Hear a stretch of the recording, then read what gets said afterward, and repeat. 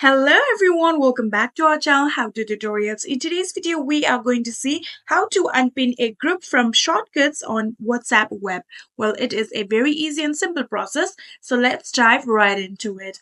So the first thing that you have to do is open any kind of browser on your PC. I'm going to use Chrome browser.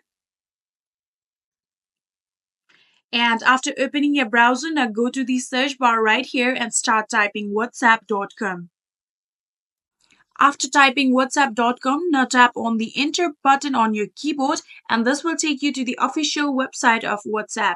So now you have to make sure that you are logged into your account, for which you can click on this login button that you can see right here, which will take you to the page where there will be a login QR code. You can simply log in through that.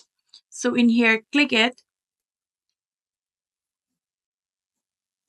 You can see I am currently logged in because I have previously logged in through my QR code, and just through the QR code you will be logged in to your WhatsApp account. And after logging in here, you can see this is the group that is pinned right now and I want to unpin this group. So in order to do that, simply just right click on your mouse just like this, and then you can see there is multiple options that pops up from which you can click on unpin chat. And just like this, you can see the group has now been unpinned.